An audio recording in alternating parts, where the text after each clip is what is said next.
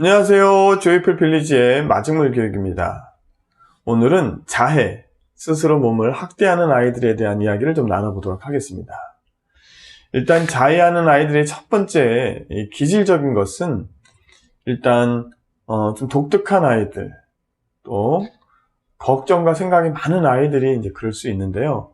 그것보다 좀 독특한 아이들이 그럴 수 있습니다. 그 아이들의 특징은 자기만의 언어를 좀 갖고 있을 수도 있습니다. 그래서 내가 하는 말들을 상대방이 좀 많이 알아듣지 못하는 경우가 되게 많습니다. 일단 뭐 100% 그런 건 아니지만 일단 이런 아이들의 비중이 더 많다는 겁니다.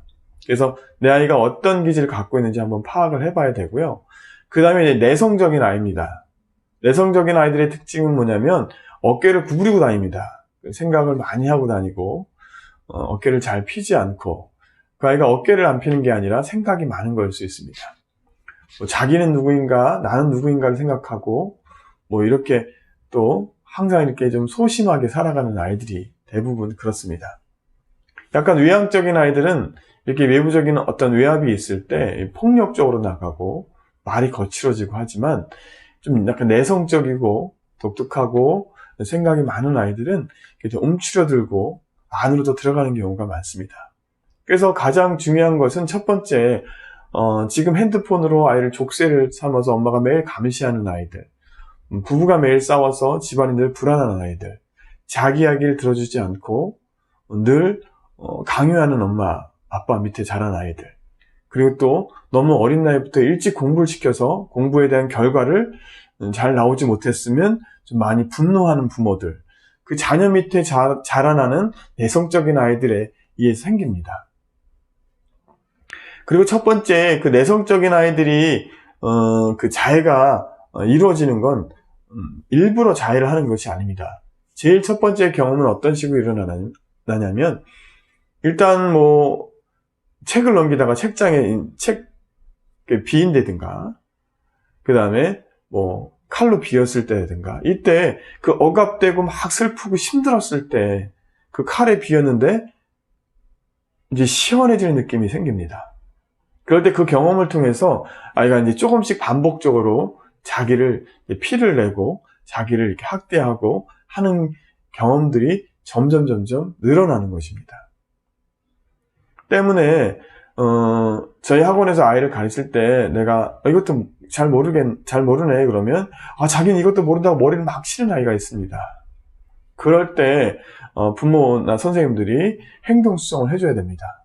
아이들은 상대방을 때리고 괴롭히면 무슨 폭행인지 알고 자기를 때리는 것에 대해서는 그렇게 인지를 하지 못합니다.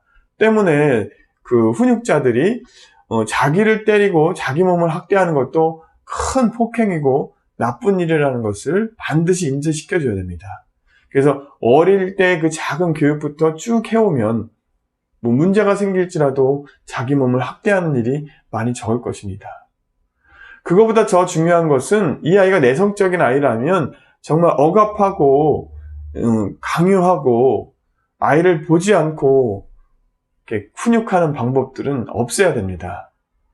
그리고 지금 현재 자기 몸을 학대하고 자해하는 아이의 부모님이라면 일단 아이보다 부모가 먼저 상담을 받아야 됩니다. 또 이 아이들은 내성적이기 때문에 외부에서 자기를 노출하는 것을 되게 싫어합니다. 자기 얘기를 하고 싶지 않아 합니다. 또 이 아이들의 특징은 뭐냐면 정말 그러다가 누가 날 공감해줘서 그 사람한테 이야기를 했을 때 그 이야기를 반드시 본인이 해결해야지 남한테 전달해서 해결하는 방법은 절대 안 됩니다. 왜냐하면 어렵게 아무한테도 얘기 안 한 것을 상담사에게 얘기했는데 그 상담사가 그 아이와 동의 없이 부모에게 얘기해서 부모를 통해서 얘기를 들었다면 절대로 어른한테 다시는 얘기하지 않습니다. 그러면 더 힘든 상황으로 갈 수 있습니다.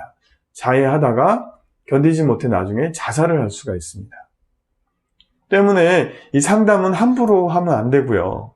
또 그 얘기를 들었을 때는 자꾸 찾아오게, 그 아이가 편하게 찾아올 수 있게 그 환경을 만들어주고 일단 본인이 충분히 들어주고 아이가 좀 성숙해지고 부모한테나 다른 사람한테 얘기해도 괜찮은지를 허락을 받은 후에 병원 치료를 유도하는 것이 좋습니다. 일단 그 아이가 선생님이나 누군가를 찾아가서 얘기한다면 그 아이는 자살하지 않습니다. 그 얘기할 것이 한 군데도 없을 때 그때 자살 시도를 하게 됩니다. 그래서 이 자해를 할 때는 그걸 아는 부모님도 아이가 얘기하기 전까지 함부로 얘기하지 말고요. 같이 우연히 발견된다는 느낌으로 발견되는 형태로 얘기를 해야지, 그것을 누구한테 들어서 얘기하는 형태로 얘기하면 절대로 상담이 될 수 없다는 거. 그 다음에 그 부모님들은 반드시 아이보다 먼저 부모가 상담을 받아야 됩니다.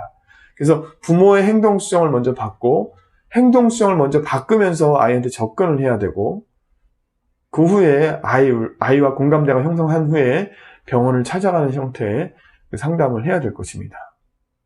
그래서 자해는 되게 무서운 것이고 나중에 자살까지 이어질 수 있습니다. 때문에 여러분의 그 교육 방법, 행동 수정 방법을 제발 잘 익혀서 아이를 어렸을 때부터 조기 교육으로 아이를 억누르지 말고, 결과가 안 나왔어서 혼내면서 억누르지 말고, 여러 가지 형태의 여러분이 억누르는 그것을 제대로 된 훈육으로 바꿔야 될 것을 반드시 숙지하시기 바랍니다. 그러면 다음 시간에 또 뵙도록 하겠습니다.